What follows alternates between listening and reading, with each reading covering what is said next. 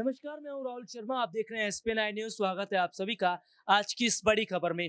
बड़ी खबर की शुरुआत हम करेंगे राज ठाकरे से। जी हाँ, राज ठाकरे ने मुसलमानों को लेकर जो बयान दिया था, उसके बाद राज ठाकरे को अब माफी मांगनी पड़ रही है। दरअसल देखा जा रहा है कि मुस्लिम महिलाओं ने भी राज ठाकरे के खिलाफ मोर्चा खोल दिया है। यानी कि अभी तक तो मुस्लिम नेता राज ठाकरे के खिलाफ बयानबाजी कर रहे थे, लेकिन अब सीधे तौर पर देखा जा रहा है कि मुस्लिम महिलाओं ने राज ठाकरे के खिलाफ आपत्ति जताई है। दरअसल मुस्लिम महिलाओं का साफ तौर पर यह कहना है कि कौन होते हैं राज ठाकरे और राज ठाकरे को अधिकार किसने दिया है कि वो मुसलमानों को लेकर इस तरह की बातें करें, कि वो मुस्लिम समुदायों को लेकर इस तरह की बात करें। दरअसल अभी हाल ही में कुछ समय पहले सीधे तौर पर राज ठाकरे ने मुसलमानों को लेकर जो बयान दिया था, उसके बाद पूरे देश में भारी बवाल मचा। राज ठाकरे ने कहा था कि मस्जिदों से लाउड स्पीकर हटना चाहिए। उन्होंने कहा था कि अगर नमाज पढ़ना है तो घर में नमाज अदा कीजिए। लेकिन सबसे बड़ी बात यह है कि जो संविधान में अधिकार दिए गए हैं, उस अधिकार को बांटने का काम राज ठाकरे कर रहे हैं।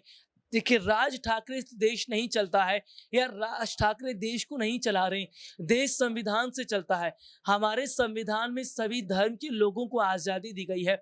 ये राज ठाकरे तय नहीं करेंगे कि किस धर्म के लोग क्या खाएंगे, क्या पहनेंगे, क्या बोलेंगे और कैसे रहेंगे, क्योंकि राज ठाकरे केवल एमएनएस के प्रमुख हैं, यानी कि मनसे के प्रमुख हैं।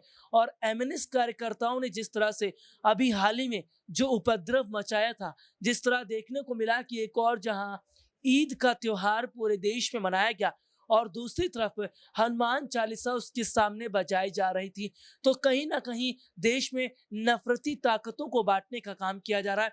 सीधे तौर पर देखा जा रहा है कि हिंदू मुसलमान हो रहा है और सीधे तौर पर जो हिंदू मुसलमान हो रहा है, उससे देश का माहौल बिगड़ रहा है।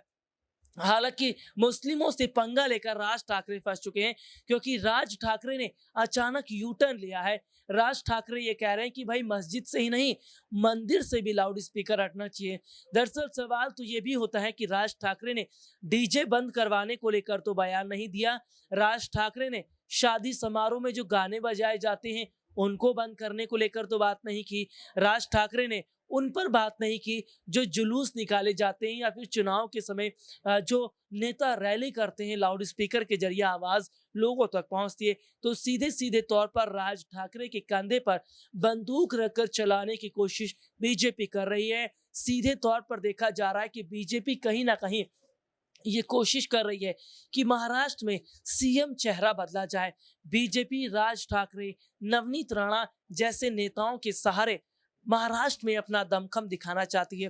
हालांकि नवनीत राणा को जो गाइडलाइंस दी गई थी सीधे तौर पर नवनीत राणा ने उन गाइडलाइंस का उल्लंघन किया। तो ये देखा जा रहा है कि वाकई नवनीत राणा अब बयान देकर तो फंस चुकी है, उद्धव के खिलाफ लगातार बात करके फंस चुकी है। लेकिन नवनीत राणा ने कहा है कि अगर 14 साल जेल में रहना पड़ता है तो रहेंगी, लेकिन सत्य की आवाज को उठाते रहेंगी, सच्चाई के खिलाफ खड़ी रहेंगी, सच्चाई के साथ रहेंगी। तो सीधे तौर पर देखा जा रहा है कि मुसलमानों से पंगा लेना राज ठाकरे को भारी पड़ गया है, क्योंकि उद्धव सरकार राज ठाकरे के खिलाफ भी कदम उठा रहे हैं। आज के लिए इतना ही। आपसे फिर दोबारा मुलाकात होगी, तब तक के लिए इजाजत दीजिए। नमस्कार।